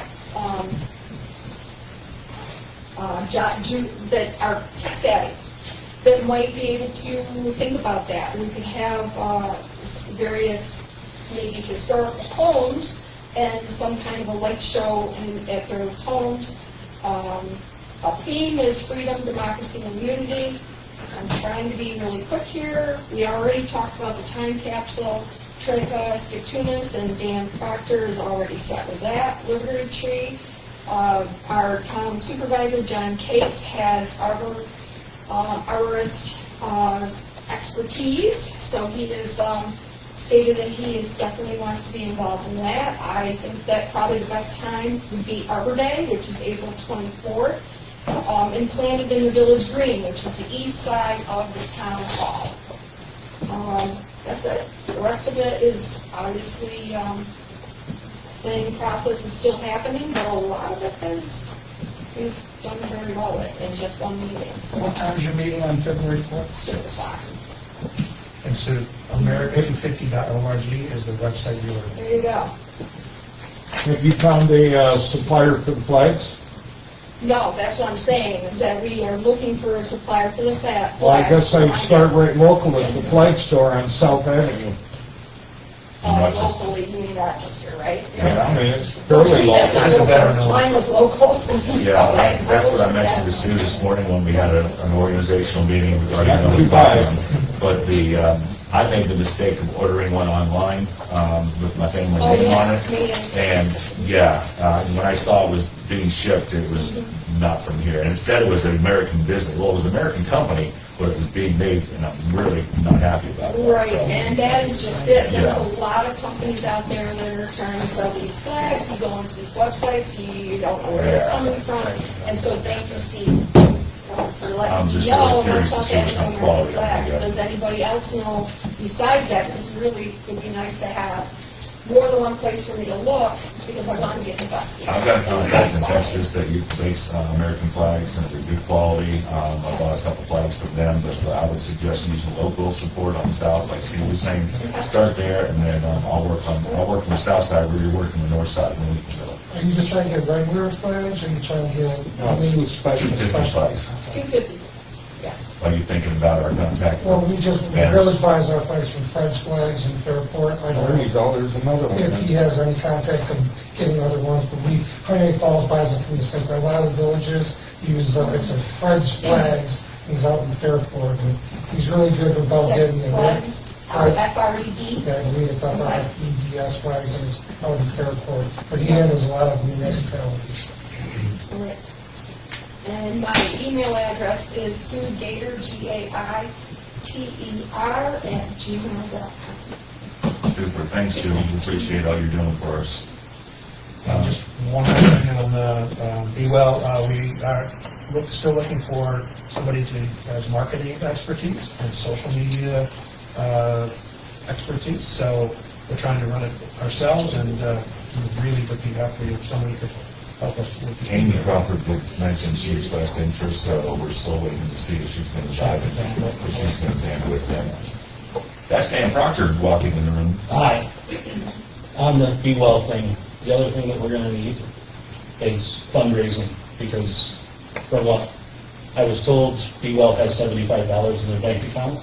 Yeah, good one. And we're gonna need more than $75 just for the time capsule. That was John's whole thing last meeting. Sorry, I didn't, I'll be knocking on commercial doors, on every commercial door, in Lima and even in Honeywell Falls to see if we can get support and stuff. I also have reached out, I have someone that's willing to fund a good deal. Anybody that's got a wallet that's open, I'll take it. Yeah. We can write a check, that know me, they can The 250 will have a good amount from my family. So. Outstanding, appreciate that. That's awesome. All right. And just Give for it a go. the crew, the car crews, we really would love to have, but I would like some help with that. I don't want that to be a safe thing. Yeah, I've got a couple contacts for you. I'll get with you in the next couple of days. Yes, John. Mr. Pease. Before we make any decisions on what the fireworks display is or isn't going to be, we talk about it in the next joint board meeting. Sure. Town pays for that. Sure, absolutely. Yeah, nothing's in concrete yet. Yeah, They were taking it to the table and seeing if they could actually do it. So that was on my next thing on joint meeting. Thanks, Susan. Moving on to old business, community connections meeting update with Erica. Yeah, so, If you haven't attended, I please invite you to attend. We had 2 meetings. One was on December 13th. The other one was this last Saturday on January 10th. They were very well attended. We had about 14, 15 people each time. And it's so wonderful to just collaborate with everybody in the community, and we've got great ideas. So what I see happening right now, we've been kind of brainstorming about things that are really important. From the first meeting, we had some follow-up from the second. I do the minutes, and I had, thank goodness for Suzanne Marcella, she took care of this month. But I don't know if we can post them somewhere. I don't know if anybody's interested. Certainly let me know. But we are looking at many things. A family game night to George Gossick came and talked to us about a 2017 committee that was working on resurrecting a pavilion here on the village green. So he has all that. He's going to actually come and present to both village and town board at a later date. We're talking about generational dances. Steve, thank you, Steve, was looking into square dancing. I mean, Susan, you were there. Steve, you were there. If you want to please chime in. But it just got really great feedback, and the next meeting will be February 14th, which is a Saturday. I know Saturdays aren't ideal, but it seems like every other night of the week is filled up already with other meetings. But we're meeting at 10 a.m., Lima Family Diner. We're going to have a breakfast buffet, which you will have to pay for. We don't have any money. But we would love for you to be there and bring your energy, your ideas, and we are going to make a lot of these suggestions happen. So thank you. That is Valentine's Day, the 14th? Yep, 14th. Everyone is welcome. What's really nice is there's nothing political. We're people coming together, which is what the whole idea was. Because, you know, we got a lot of really cool people living here in Lima. 10 a.m. Yeah. And we also met a yoga instructor at the Be Well in Lima also. Yeah, so we have potential to be training as yoga instructors. And not me. Just to be clear. I'll participate, but I'm not going to teach. May I just make another suggestion? Sure. And this is to help other committees in the community. And I was thinking of Be Well. You know, we have a group where it looks like getting to be solid 15 people, volunteers. Maybe we could talk about collaborating with other committees, that they need help out at something here, help out over here. Be Well, Paul. I've been unable to make the last meeting, but I will be able to make the next one. But what you're talking about sounds like a lot of intersection with Be Well, and a move more groupings in particular. But so I think there's a lot of opportunity to collaborate. And again, we always look for volunteers, regardless of where they're coming from, to move forward on all of these projects. So. Be Well, actually, with the amount of people that showed up the last time, had pretty much the same amount of crowd that you guys had for your. That's great to do. So, I mean, yeah, it definitely could be a synergy thing, you know. Even though I hate that term, but, yeah. Or not people getting efforts on the same task. Well, that's the other thing too we were talking about, is we don't want to be doing the same thing. We need somebody from the library. We please somebody in the community to come from the library, because we need to hear from that group and stuff. Thank you, Erica, and thank you for your feedback, everyone. The next is old business joint town and village board meeting is coming up. Forgive me, I got a new phone. It's on February 10th, 6:30 here at the town hall. Yes, topics of conversation, since we've got a lot of the town board here, is obviously the fireworks display, and the joint contract between the ambulance and fire department. Is there anything else that the town board members or supervisor would like to add to the agenda at this time? If not, then just contact me or Alyssa so we can added accordingly. I'm sure there's going to be a couple of things that I've overlooked at the moment, but that's the two things that come to mind. We have a local law passing along engineering cost to applicants. Matt? Yeah, so a couple months ago, Brian asked me to look at our law about being able to pass application, when someone applies for something with the zoning board, without an engineering cost on our part to have an engineer look at it, passing the cost on to applicants. We do have that law on the books. I looked at it. I think it's sufficient law. I'm happy to change it. But what it got me thinking about is a law that a lot of municipalities have that we've done is it's like a code enforcement abatement law. So to use the example, I think I picked up John a lot last time when I used this as an example. I'll do it again.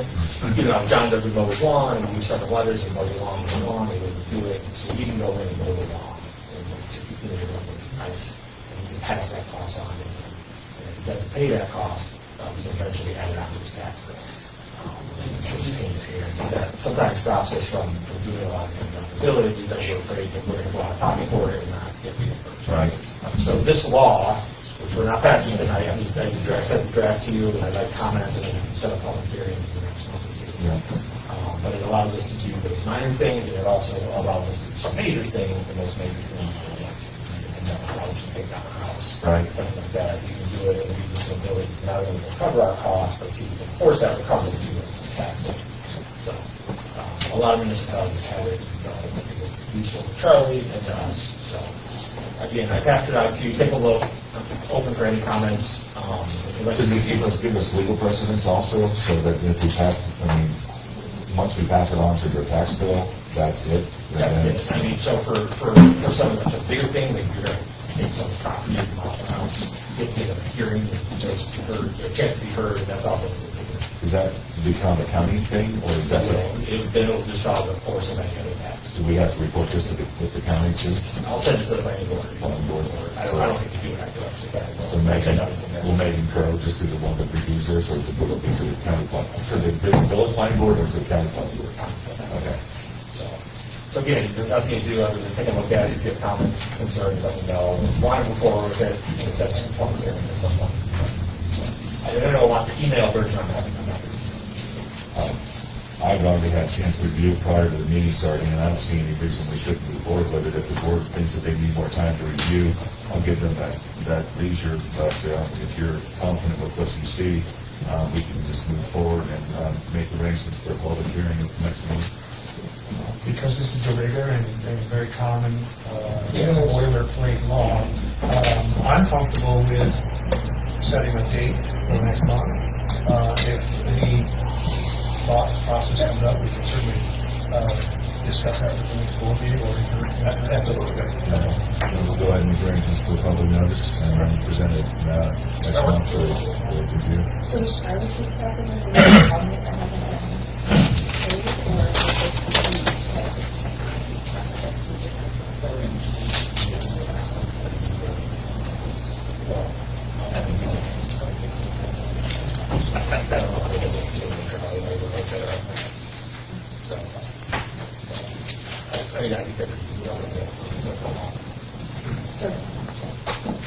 Okay. So are we all in favor? We're not really making a motion at this time. We'll set a public hearing. Right. And if you need more time after this. Fair enough. Any other questions from Matt regarding local law? If not, moving along to new business, Arbor Day 2026 is coming about us. There's the Livingston County Seedling and Shrub Program. Well, I think there was a discussion, we were looking at the New York State Department of Environmental Conservation and has their root stock available. The order date open on January 5th. It will be, I'm just looking at the website now. Due by March 20th. Due by March 20th. The seedling sale is very generous, approximately $1 per seedling. In the past, we've ordered conifers and deciduous trees, the selection of which I actually have actually defer to Mr. Waddick, actually. In the past, we've done two types of evergreens. You know, white pine and blue spruce and red oak and elm. Not elm. Red oak and, what the hell was the other one? Locust, I think it was locust. Now, with respect to Arbor Day, was Ben and Erica, were you guys? Well, I thought we were doing Arbor Day, so I went and did some research. So we were assigned a shade tree, which we need a little clarification on what needs to happen there. John Waddick, can you help us with shade tree, though? Is this from Arbor Day Foundation? I don't know. No, the shade tree, we have, on our organizational committees, we have a shade tree committee, which helps in providing care for shade trees out throughout the village. Yeah, we did used to have a committee, I don't know, we haven't met in 4 or 2 or 6. Well, that will change, because Ben and I are happy to do that, right, Ben? All right, so we need to talk about, we just need to get more information about that. I would have a suggestion perhaps that as we're looking at planting a liberty tree, if that would fall as opposed to being under celebration, maybe that would fall under shade tree. Give us an opportunity to plant maybe a bigger diameter trees. And one thing, if I plan on putting it over there, there's only certain areas that, would be good, and I know that as George Dodge was mentioning, I know there was a lot of time put into their, they called it out of greens. Yeah, because they went out there and did that, and they had a whole plan of a gazebo, a dancer, this and that, drawings, before we just plant a tree someplace, that they might have spent 2 years figuring that's where the gazebo went. Not to mention, there's a layer of asphalt that's not too deep below the surface soil that we had to extract to plant the Christmas tree that the Rotary Club planted out there to spruce. So they had to dig bigger than the area to expose enough and get rid of the asphalt and refill it in with proper topsoil. So that is, He spoke about that at his presentation. Well, and certainly something that as a group we can all work together towards. So, I reached out to the DEC here in Avon, and I also ended up speaking to this really neat young woman who covers Region 8, which is 25 counties in New York State, for some education. So I'm all about, learning about trees, whatever. She's not available on the 25th. She's going to be at Rochester. But she gave me some ideas, so if you're interested, I don't want to speak for you, but maybe we could collaborate, I don't know, I don't know, if that's part of that. I'll bring you guys together the information. I'm only going to give my 2 cents for it. And working with John, he was so considerate in repotting the existing seedlings, which literally came in a bucket or a bundle, and then put them in a compostable pots and with topsoil. It's very labor intensive with such. Now, one year we missed, we did do a year where we just had them with the bare roots, and mine survived, and they're thriving. So, I mean, they're almost in hibernation through the winter when they're in that root form. But it's something that you can consider. Now, John, we have ordered, 100, I think, for several years. And we've always had a problem getting rid of the last 25 or 40 or 50. And it seemed like the first event, we really marketed well, and people were like, we're loading them in the back of cars, and we got rid of about 80 of them. There was 20 left, and we put them out positively, and they were gone by Sunday morning. But then as the years progressed, there was less and less people that were picking up. So I don't know if you wanted to go a full 100 this time, and with the consideration of people, are they really planting them, or are they just picking them up? Maybe 50 would be more reasonable ask, or 75. So I'm just throwing it out. $25 per 25. Oh, well, there you go. So 75 would be the top. For a dollar piece. I would maybe throw 75 out at you, unless you guys, I'll let you have it. So the shade the tree, species on the county? Sorry? The species of trees that are place in town, sort of water? No, we were just talking about the number of total trees that we bought, because we always had 100, we always bought 25 spruce, 25 white pines, 25 red oaks, and then there was another species that John and I can't consider. But we did get them from Livingston County Soil. That's what I thought. Yeah, I got that thing right here. Yeah. Species I've given. Yeah, now we've got the whole list of all the species. We got the watershed. Yeah. Clarification. Have you had an educational piece around it where you had an activity, we're looking to bring the community together? Have you done that, or it's just? Well, John and I read a proclamation, John White, that is, when he took the initiative to do all this, and I would show up and read the proclamation, we'd hang out and explain to people what kind of trees were what. Most of them had labels on them, or John was kind enough to put popsicle sticks with labels, or at least bulk them up in the horseshoe pits. Would seem to be an easy flat area to display them, just to give you some history. And then, but no, other than that, it was like, here's the proclamation, it's a free for all, and pick it up and stick them in the ground as soon as you can. So. Oh, yeah, we had an EV car show, that was cool. That was really cool. But it is a lot of work to pot them, so it's probably not worth it. But as long as you keep the roots moist and out of the sun, they should survive. Yeah, they're 5 gallon buckets. When you put them out in the sun and let them dry, you're done. So 75 would be my recommended shoot for, and the blue spruce and the white pine do well in this region, and the red oak is favorable to most people. It grows well, it's hardy, and it doesn't mind the cold. So maybe those three. If you speak to the conservation people and they recommend something different, I wouldn't mind seeing a smaller type shrub. Lilacs. Lilacs, a flowering cherry, Poison cherry is very popular in the area. It's small. That's what we have up on the in front of the chiropractor. That was planted with limited root, limited height, but a wonderful floral bouquet. I'd like to see something like that available. So, your gun, your toy, play with it, and come up with something, collaborate together. Too bad they don't have forsythia, which is the Lima town flower. There's a real. That's where the yellow comes from under I'd rather have purple and yellow. That was the original team colors from the Indians, the Lima Indians back in the day. They only had one school. Okay, so just rewind a little bit. So are you going to, usually I send the order form in. Are you going to send the order form in this time, or am I going to send the order form in? We'll have a discussion and have you do it in this week.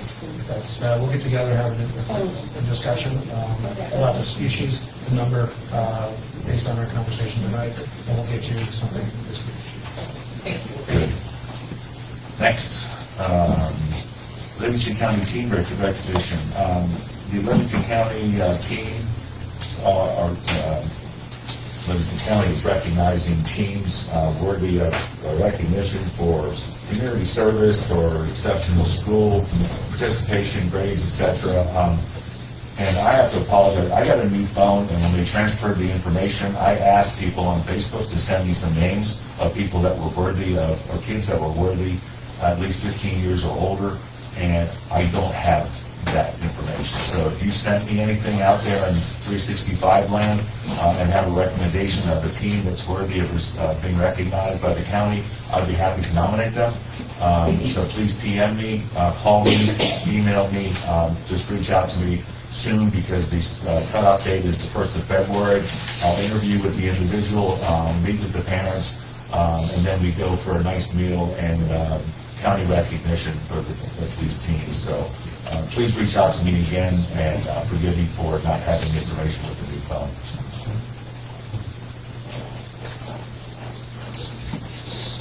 The downtown revitalization, Family Dollar storefronts. There's been some talk from, I had a couple phone calls from the property owner, David Morocco, and I'm going to ask Steve Warner to chime in here in a minute, because he had a recent conversation with Mr. Morocco, who owns the property. There's been a little bit of talk about, or some serious talk about the Family Dollar and Dollar Tree coming back. So it's still in its early stages of negotiating. Mr. Morocco is entertaining the thought. We have some opportunities to negotiate with them, with the county, in some tax breaks.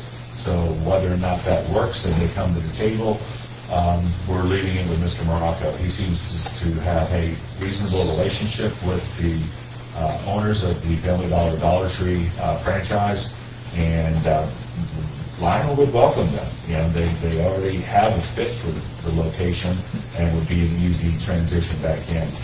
Steve, you want to add anything to the conversation you have with Mr. Morocco? Please? Yeah, just that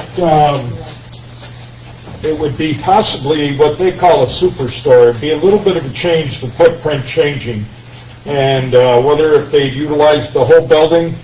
And did a little homework here in the last week, talking to the Moroccos, to Louis and David. We all want stuff. We all like to have things. Let's not disregard to what we do have. And I went to a meeting, let me backtrack a little bit, a little over a year ago, end of November, December, Louise had a meeting, and Lima was the #1 town on their main street after COVID that rebounded far and above any other town or village in Livingston County. So we can poo-poo and cry and stomp our feet, but let's go to realization. There's a thing out there called e-commerce today, okay? They just shut down Marketplace Mall. It's all done. It's going to be, all right, U of R, the whole thing now. And you look at that, and you look at what we've been able to do here in Lima. Let's try to keep alive what we have. And the best way to succeed with more business is to make our businesses that are here succeed. Let's support them. That's where it starts right there. But just to give you an idea, they've got that building down there in 2 sections, 11,000, a little over 11,000 square feet, and this end is 2,685.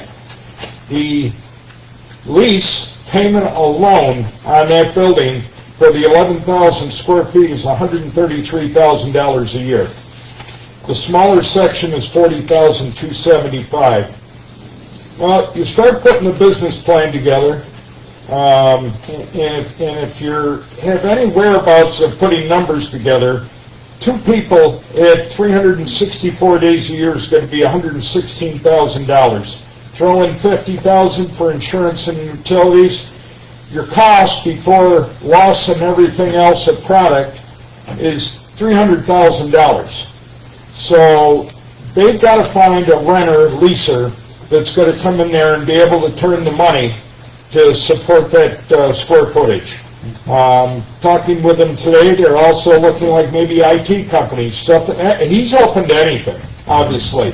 They're in the business of renting space, renovating space, and making money at it. I think he said they've looked at even a Chinese restaurant. They looked in the small section. There was going to be a hair and nail salon coming there, but I believe there became problems with acquiring the correct equipment and funding for that. So it's not that people aren't looking to fill these spaces, but if you look at it compared to other towns, I'm not saying we're great, but we're not bad. The other one I did that people have asked about, I spoke with Josh Lowry over in Mendon. He is the present owner of the college up here on Gale Road. And you can rent that whole building for $108,000 a year. Or you can do it in 3 sections. That's a 9,000 square foot building. He right now has no intent to flip it. It was originally sold a little over a year ago for $280,000. He just purchased it for $405,000. And that is going to be, fortunate and unfortunately, from talking to Tammy, it was a legal procedure. It's not like it went to a fire sale. It was put out there for sale. So the value it was, I believe, $850,000, $875,000, or maybe even $1 million at one time. And now it's going to be $405,000. And he has no intent right away to flip that even for $100,000. He told me the other day. So, he'd run it to us too for a community center or whatever, a long-term agreement. But that's where that building stands too. And the only other, of course, we have the bank. And then the only other little one is down here, a little section at the laundromat. You can actually rent that. I think that's $650 a month for 20 by some feet wide little space there, so plus utilities. So really, if you look what we have, No, I'm just saying it's to the left, he's looking, where is it? yeah, it's to the left of the building there. The Yeah. bottle page, redemption, yeah. Yes. So there's a little space there right now. So, yeah, we recognize it. We're working. I told him the same thing. Through any of us, citizens or on the boards, if you have connections, know anybody in business, so we can draw to Lima. But it's got to be a viable business. You hear the numbers, you know what the numbers are. And as we discussed in our meeting Saturday, it's tough right now in retail. Retail is really tough to make a living at, brick and mortar retail. So, any ideas? Anybody knows anyone? Get with the Moroccos. I can pass the one here. I've got an extra one. He sent me a great packet that they have put out. Obviously, they have professional merchandising people working for them, and that's a copy that I was able to get presented with. Steve, thank you. You said a mouthful when it comes to supporting local. Wherever we go, wherever we eat, wherever we shop, we need to talk about Lima. Let them know that we've got vacancies here. We have people that will support the businesses. We have opportunities and connections with economic development, with Bill Bacon, with Louise Wadsworth. There's so many grant opportunities to help them with startups, with signage, working with this Historic Preservation Society. There's a good niche market here that can be established, and you've got a good product, it'll be recognized and appreciated. And there's, like you said, there's money out there, startup money. Everybody can say, well, that's throwing money away. Well, right now, Lima has proved we haven't thrown it away. Right. So you look at the businesses here that have succeeded and are going forward, and it's a great thing. Yeah, absolutely. Thank you. And to make it clear, it is not the responsibilities of the town board members or the village trustees to go out and fill these vacancies, but it is part of our nature to want to be able to support and sustain Lima in its best interest. So when you go out to eat and you taste something special and you talk to the owners, like, hey, have you thought about expanding? Just got to ask a simple question, whether it's an artist gallery or an accountant's or whatever it might be. And you just plant the seed, saying, hey, Lima's got some vacancies. If you're thinking about broadening or moving your location, contact me. Let me know. Here's my card. Here's my number. And then follow up with them. Yes, ma'am. You want to give us a little update on that group home here, quick fill? Yeah, I can do that in Roundtable. That's what I was planning to doing also. I would say Lima's open for business. We are encourage local business. We all get packages from Amazon and round trucks that drop things at our home. And that is the issue that Steve mentioned with e-commerce. But we do have a lot of support here in this locale. Great, thank you, Steve, for chiming in like that. I really appreciate that. That's what it takes. It takes a village, no pun intended, and that's what we're doing. With that being said, we're going to enter a roundtable discussion. I'm going to offer it to Ben Doswick if you have anything to add, please. Erica? I do. I'm on the Summer Rec Committee, and I just want to let the community know that the registration for the Honey Eye Falls Lima Summer Recreation Program is now open. And there's a couple different ways you can go on. This is for children. It's a day camp, Monday through Friday, for children grades 1 through 8. It's from 9 a.m. to 3 p.m. Lunch is available with purchase. They also provide a wraparound care service through Cougar Care, so that families can look into that. So if you're interested, you can either call their office at 585-624-7068. Visit villageofhoneyeyeFalls.gov. You can register. They have a scanned QR code. Or you can go on the Honey Eye Falls centralschooldistrict.org page and find the programs under resources, community resources. We do have a QR code hanging out here in the hall. That's out here in the hall, okay, I didn't know that. Okay, so that's available, but registration is on, and you have, because there's a deadline, otherwise you will be charged a higher fee. And I know that, this is before, if it's paid on or before May 1st. It will be $240. Now, there's a whole schedule, so depending on what the family's needs are. And are you gonna mention about the coffee? Are you gonna do that? Sorry, I'm sorry. So I think that's it for me. Awesome, thank you for the information. I was going to mention, Thursday, January 22nd is the Lima Republican Caucus, and then Monday, January 26th is the Democrat Caucus. They're both here, I believe they're both here in this building at 7 o'clock p.m., both of those nights. Allowed to come to either one, only if you're a registered Republican can you vote in the Lima Republican Caucus. If you're a registered Democrat, only can you vote in the Democrat one. It's a village, yes, not the town, just village. And we're allowed to attend either one as well. And we'll have 3 seats that will be open, Erica, my seat, and Brian up for vote as well. Come out, support your candidates, nominate who you will. So, roundtable for me, I want to be specific to those out in TV land. For Noah Coughlan, if his website explaining his vision and his mission is runforusa.com. Run4USA, no spaces, dashes, or dots. Runforusa.com. Correct spelling of his name is Noah. Last name is Coughlan, Coughlan. It's worthy of viewing. He has his GoFundMe there. He's always looking for sponsors and support as he traverses our country. I hope you can make it tomorrow. We'll make all the efforts to create awareness for his arrival time so we can show him some support and country spirit and support for the flag. The group home on Rochester Street has officially opened. There was a state effort. It's a state home.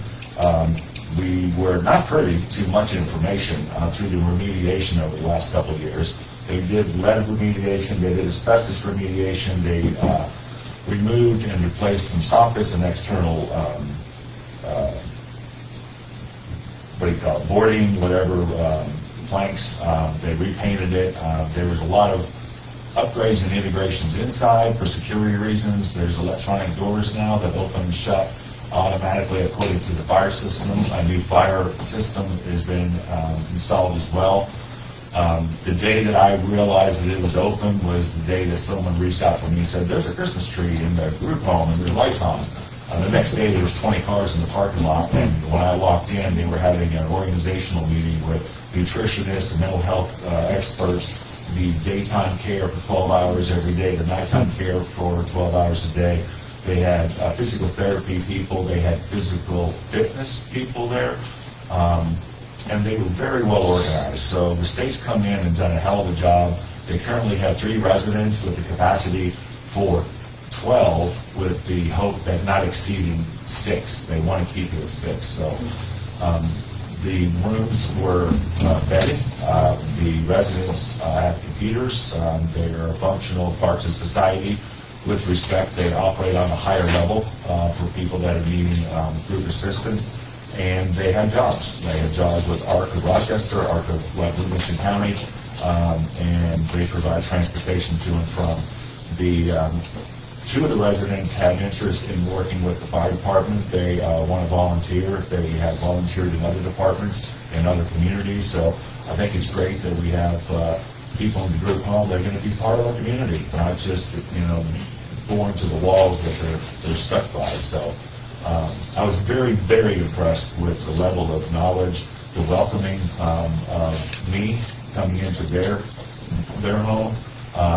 They're very restricting to their diets. A lot of the people have very specific diets that are living there, so no longer can the Rotarians take all the leftover turkey and stuffing and drop it off on their doorstep like we've done in the past. They ask that we don't do that. They're taken care of. They have plenty of food. They have plenty of services. They have all they need. They'll be taking advantage of our park. on the walking trail. They'd like to be part of Be Well in Lima as well, so it's really a good thing. We're really concerned about the outcome of the group home, not knowing what it would bring to Lima, but rest assured that the state is supporting it very well. It's not going to be any negative impact on the village residents, other than knowing that we're helping good people, the people that need it. So. And I could be wrong, but I think we have Tim back. People have known for 25, 30 years, he was here, a young man, walked around town with a corncob pipe in his mouth. I believe I saw him Saturday in the diner with one of the workers. Yes. Yeah. Tim. I don't understand. Okay. Anyways, that's all I've got. Aside from anyone that wants to get engaged and involved and volunteer for the actual 4th of July event, we do have recovery, air recovery specialists.